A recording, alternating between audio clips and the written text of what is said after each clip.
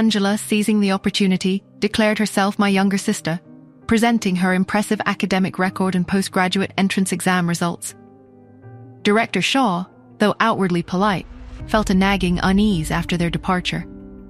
He called me, ostensibly to confirm the operation details, but then casually inquired if I had a younger sister named Angela who was applying to his program. What will my response to Director Shaw's question be? Will she reveal Angela's deception? What favor did I grant Director Shaw, and how does it connect to his interest in Angela?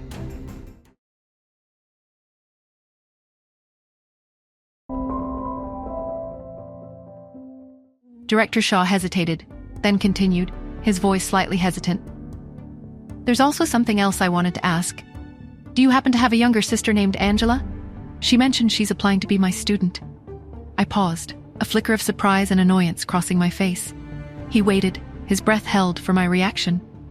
Then with a spark of anger and resentment for Angela, I replied, I don't know who that is. Director Shaw blinked, taken aback by my blunt denial. It occurred to him with a jolt of realization that even though we'd spoken downstairs, Angela wouldn't choose to apply as a student under him if I were available.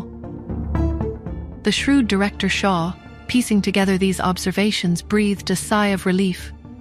His quick thinking, his decision to clarify the situation, had averted a potential diplomatic disaster.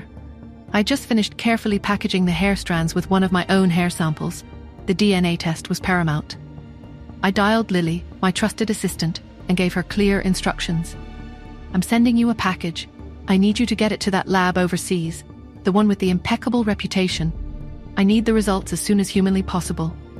Lily's voice, usually efficient and calm, held a note of puzzlement. Why not use a lab here, Dr. Athena? We have excellent facilities. I raised an eyebrow, though she couldn't see it through the phone.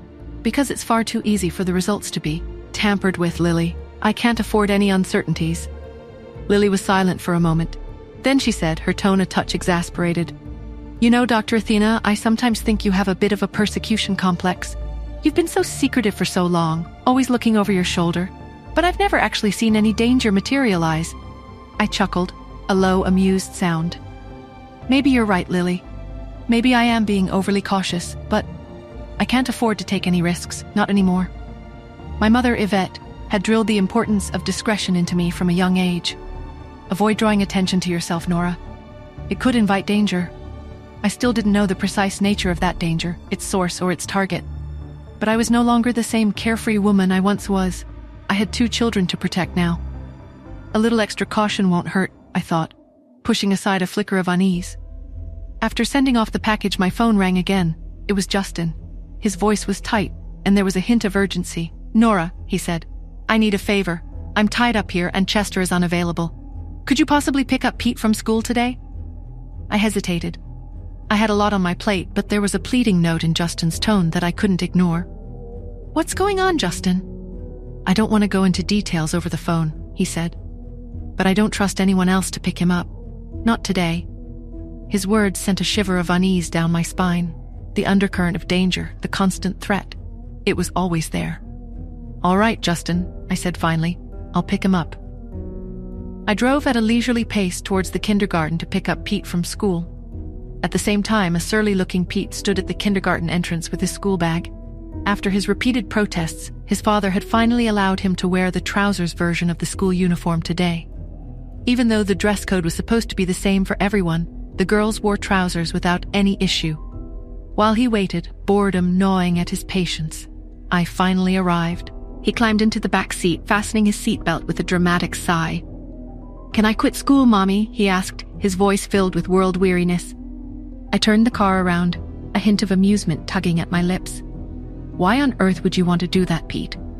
Through the rearview mirror, I could see my son's small face screwed up in an expression of utter exasperation. The kids there are so childish.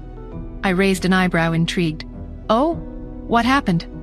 Pete launched into a detailed and surprisingly cynical account of his day. The teacher told us the story about the tortoise and the hare. Then they asked us whether we wanted to be a tortoise or a hare. I chuckled softly. And your issue with that is... Pete sighed again, even more dramatically. Why would anyone want to be a hare instead of, a human? It's ridiculous. I remained silent, enjoying his little rant. Also, he continued, his voice picking up speed, Brandon drank from a girl's yogurt, and then she drank from it after him. She got all scared and said her mom and dad told her she could get pregnant from kissing a boy. Then she asked what she should do if that happened. My amusement grew. This was rich. Okay, go on, I encouraged him. Pete's expression turned even more incredulous. Brandon told her not to worry. He said she could just have the baby, and then the three of them could all go to kindergarten together. I struggled to suppress my laughter. Pete's voice dripped with disdain. Sharing a drink doesn't make anyone pregnant. You have to, you know, they're so childish. I bit back a smile, my amusement growing. I dropped Pete at Chester's and then headed home to my daughter with thoughts about Angela and my father still reeling in my mind. Angela had booked only one room for their trip. Despite the bed being large enough to accommodate both of them, she'd claimed she wasn't used to sleeping next to anyone and forced Lisa to sleep on the uncomfortable sofa. The interview was just a few days away, and she was determined to excel. Catching sight of Lisa's diligent efforts, Angela couldn't resist a mocking laugh. What's the point of working so hard, Lisa? Which professor are you even trying to impress?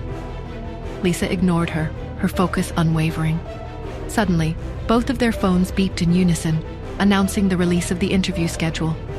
Angela, her eyes gleaming with anticipation, snatched up her phone and eagerly opened the message. Will Angela be accepted by Director Shaw? Will Lisa get what she deserves? And will I ever be able to forgive Angela and my father for what they did to me?